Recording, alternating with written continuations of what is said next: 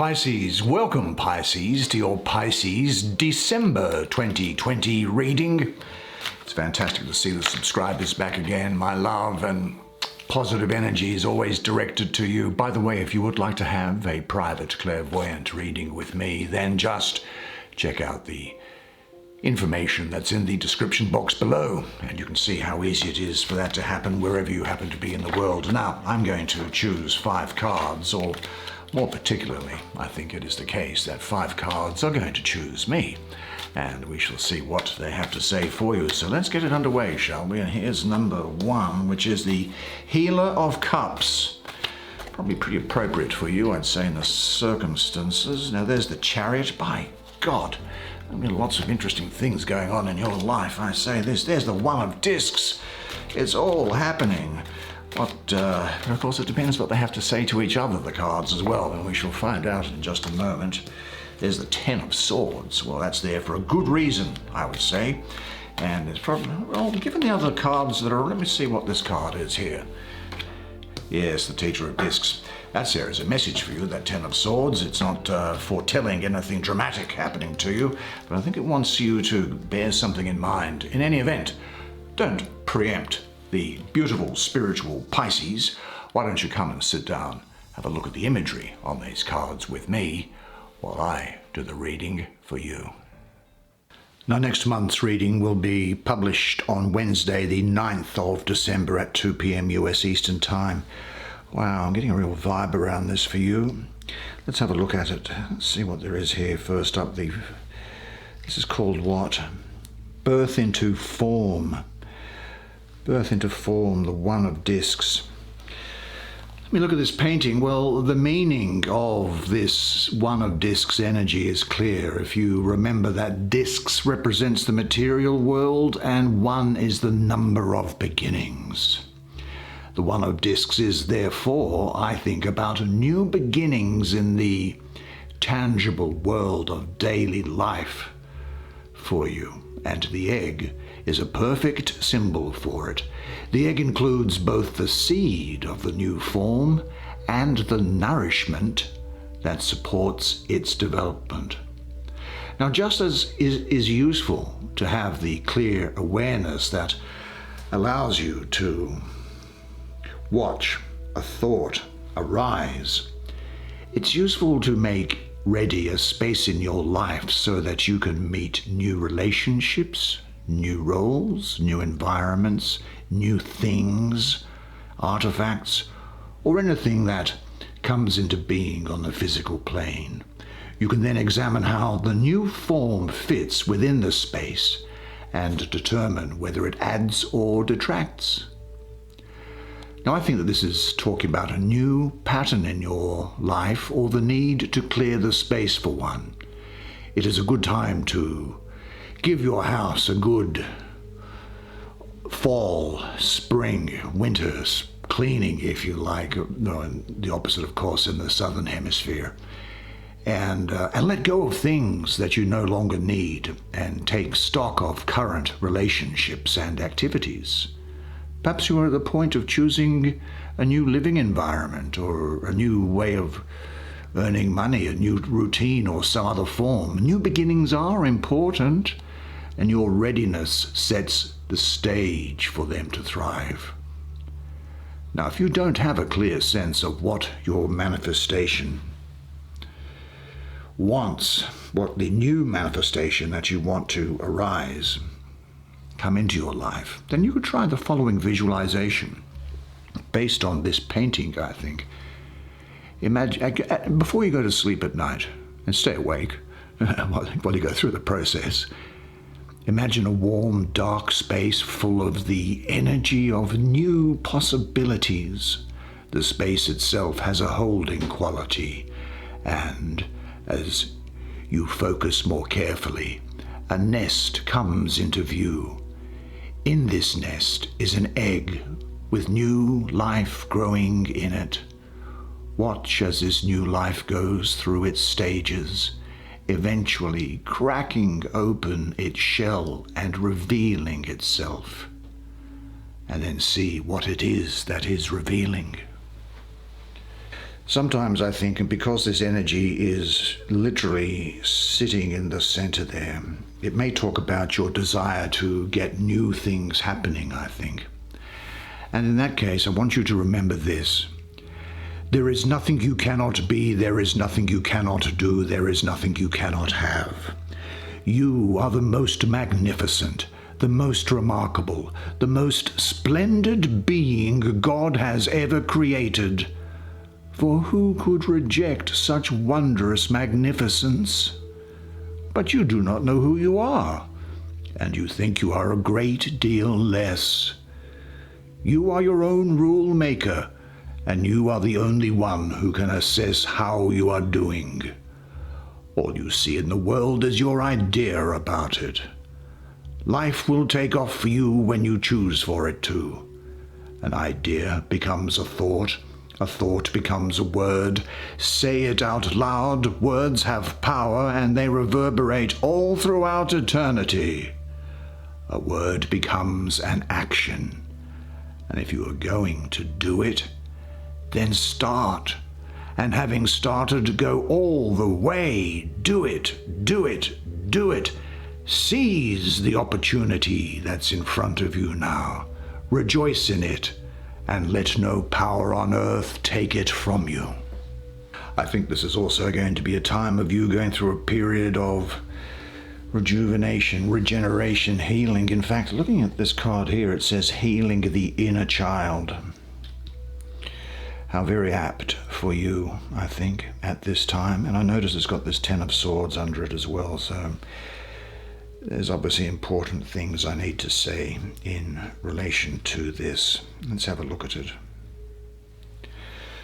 Now, in the painting here, a woman sends healing energy through her hands to the heart of her inner child.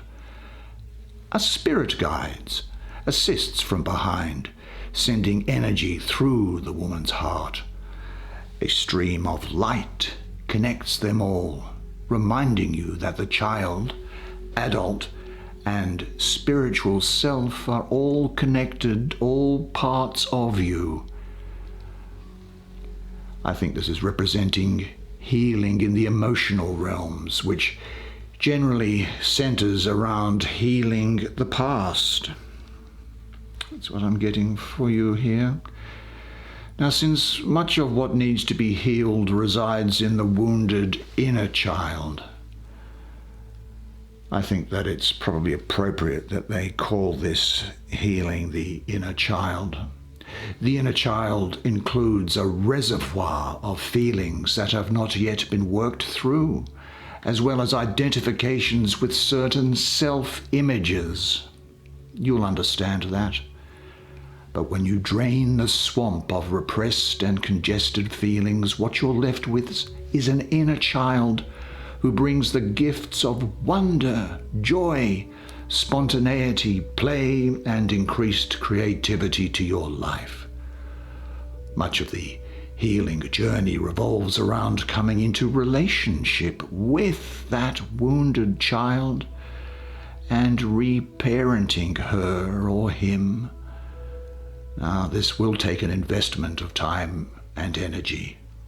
You must learn to listen to the feelings of this child and respond in caring ways. Since we tend to respond to the child in us in similar ways as our caretakers, our parents, or whoever was looking after us once did, part of the healing may involve developing the qualities of a nurturing parent. The benefit of this work is not just clearing the reservoir of old feelings, but of cultivating true intimacy and tenderness with yourself. Some kind of emotional healing is either taking place or calling to you. Your task is to find the right container for it. Healing the inner child always involves deepening your relationship with that child and this requires devoting time to it. You can listen and respond to the child's requests for certain kinds of support and holding, and select activities that the child particularly enjoys. You can also cultivate this relationship through visualizations like this. Imagine that your inner child is sitting on your lap, experiencing some of the feelings that have been difficult in the past. You are the holding environment for these feelings. Place your hand on the child's heart and send the child compassionate, healing energy. Take as much time as is needed, waiting until the child feels like she or he has received enough, because that little child deserves all the love you can give. I think in this context it's also important for me to say this. Despite what you may believe, you can disappoint people and still be good enough. You can make mistakes and still be capable and talented. You can let people down and still be worthwhile and deserving of love. Everyone has disappointed someone they care about. Everyone messes up, lets people down, makes mistakes. Not because we're inadequate or fundamentally inept, but because we are imperfect and fundamentally human, and expecting anything different is setting yourself up for failure, because no one, let me tell you, no one is perfect. Now in this vein, let's have a look at this Ten of Swords that's here. There's no coincidences, I don't think, sometimes. Well, at any time, really. There is a divine guiding light in us. The Ten of Swords. What's it called? Leaving the story. Well, now in this painting, the layers of the canyon reflect the layers of your story and how deep it is. Now at the bottom is a core pattern that you are organized around. It is illuminated here by the light of awareness. And there's your pattern down there. Now the ascending birds are a symbol of leaving the pattern. The fact that they rise in a spiral reminds you that your work on your patterns is something that you do again and again. It is easy to get discouraged by this and forget that you are indeed moving forward. It helps to remember that this may be a pattern you've been living out for many lives, and that changing the pattern is a major part of your life's work. It is as if each time you identify with the story, you get sucked back down into an energy vortex, and each time you disidentify, you rise to a higher and freer perspective. Freedom is getting out of the canyon, out of the ruts of the mind that have obstructed the openness of your true nature. Now, sometimes I think the 10 is about new patterns, and swords, well, swords are about, in this context, I think, mental patterns. Although I think you need to remember that mental patterns also involve feelings, don't they? Because thoughts can create feelings, and feelings themselves generally have some thing that you need to sit around and think about, like, why do I have the feeling? A feeling comes into focus within a particular setting that gives it meaning. Thoughts, feelings, and self-images are the stuff of mental patterns. To understand how you free yourself from patterns, you must understand how you get stuck in them. Patterns are like mental grooves. The more often your thoughts and feelings go down certain channels, the deeper those grooves become. You think the same old thoughts and have the same old feelings. The deepest of these complexes is sometimes referred to as my story, because you have run this story again and again. It is not just a groove, it is more like a pit, a giant hole you can easily fall into. The further you fall into the pit, the harder it is to get out.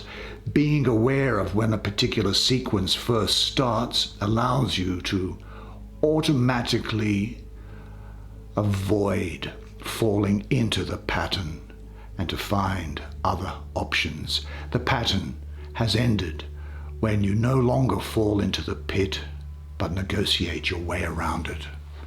Now look, it is also the case that sometimes you just have to believe in yourself. There's a good chance that all you've ever been told or made to feel in your life so far is that you can't do anything.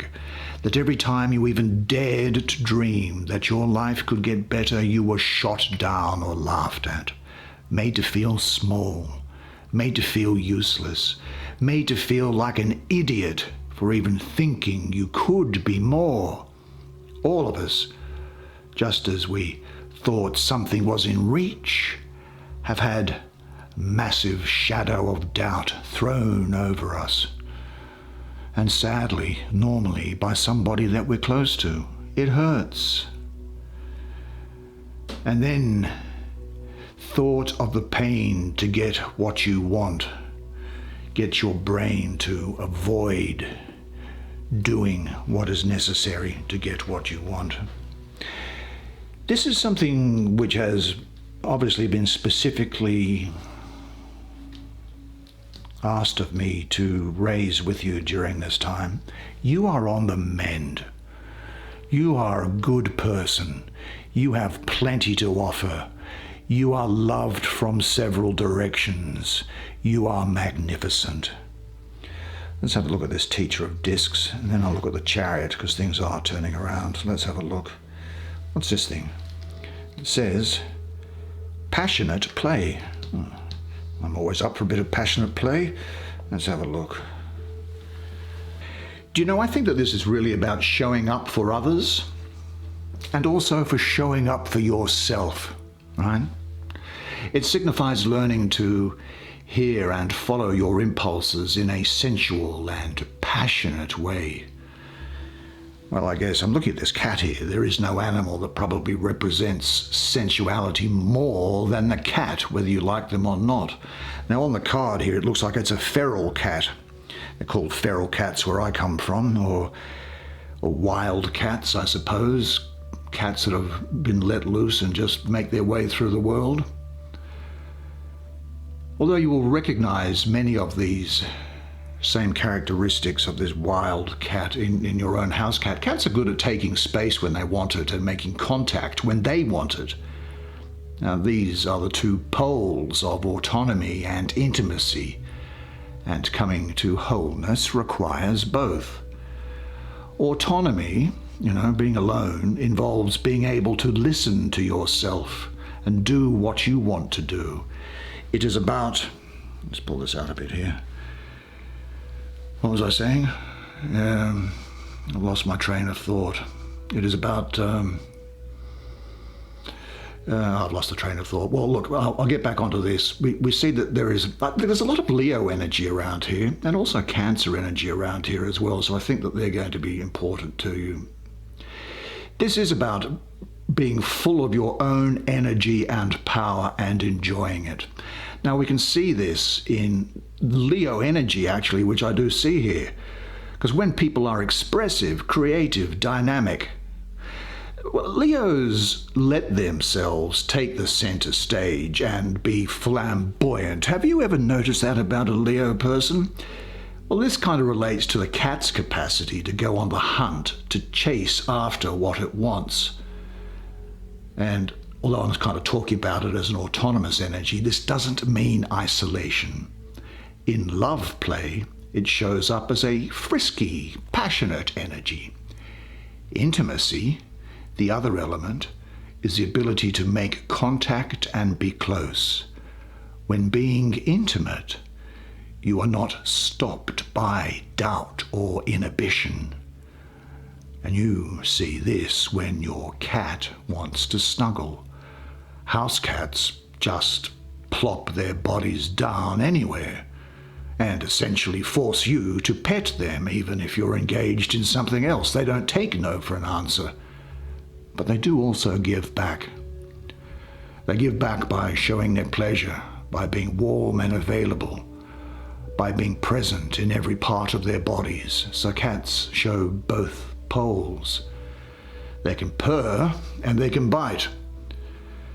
Now, if you are feeling more reflective, examine your capacity for autonomy and intimacy. Can you give yourself permission to go your own way and be who you are?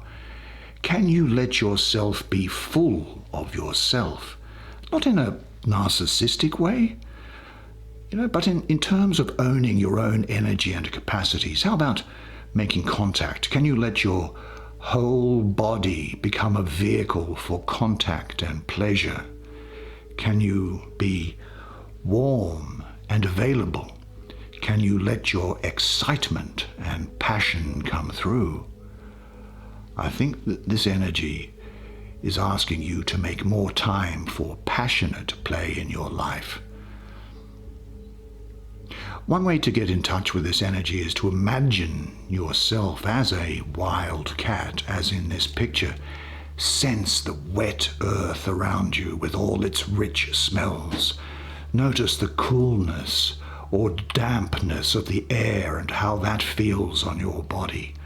Sense your legs and remember how it feels to run. You're strong and you know it. After you have been with this for a while, see if you can keep this sense of power and aliveness as you walk through your life. Now, let's see, this takes us, I think, to this final card here, which is, it's the final card, isn't it?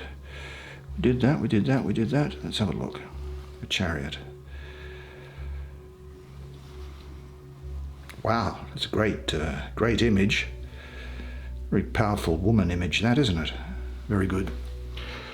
Now, in the painting here, the chariot is drawn by a horse, obviously. Well, I think this can be seen as harnessing your power and the energy in your body. The chariot is like a magic vehicle in which the woman is riding through the heavens in tune with her destiny. Use this as a reminder that although the task you are involved in may seem very ordinary, it can also be part of your greater unfoldment. Change is all around you, but often change is not of your doing, is it? I think that this card represents the reins. Well, it represents, I think, you taking the reins in your hands, harnessing your personal will and getting things done. The image represents charging ahead, but doing so in a more feminine way. And the men don't need to be alarmed because we all have a feminine side. It's just that the masculine predominates, which is great, because then you get to be with Pisces women. Now, often when we charge ahead, we do so with blinders on, ignoring everything that is not on our agenda. In our haste to get things done, we run into obstacles because we are not being fully sensitive to the moment, to our needs, or to others. You can lose contact with the larger harmony and the larger flow. In the more feminine model, you stay in touch with these things. You use your knowledge of natural cycles and honor the times when your energy ebbs, as is symbolized, I think, by this dark moon that's here. Part of the wisdom of success is taking days off when you need them. Now, this doesn't mean you lose your focus, but you soften it. You rest while holding the focus. You understand that there are times for resting, times for plodding, and times for charging ahead. And you honor all three. you also don't ignore the rest of your life. Just because you're concentrated on a goal, you need to remember the requirement of balance. I think that this is a turning point in your life. And just as this first card that we spoke of said, you're at the stage here now, and life is going to take off for you when you choose for it to. This is reinforcing that energy as well. I think you've been through something of a tough time, and this is a time when things are going to go forward. It's a good time for you to figure out what you want and to accomplish it. Now, this may require you to exercise your personal will. Perhaps it is working your way out of debt, getting in shape again, or taking on a course of study. It might be charging ahead in a new direction or taking on a larger cause. It is helpful to align with the energy here and the more feminine approach. The point at the moment is not to be full of bravado, charging blindly ahead only to be shot off your horse. The point is to get the job done, and to do so in a way that has integrity and which is good for your whole being. Well, I must say, what a fantastic spread of cards for you, Pisces. Good job. That's the way it is for you this month. Well, I thought that was going to be good, and it was. I hope you enjoyed that reading as much as I did providing it to you. Now, don't forget, make sure you check out your 2021 annual reading. If you're a subscriber, of course, it's delivered into your subscription box, or just have a look at the playlist that's on the channel. It's being published the day before Thanksgiving in the afternoon, US Eastern Time. But look, remember one thing always, and it is this, that you are a legend, and I look forward to seeing you again next month. Until then, it's bye for now.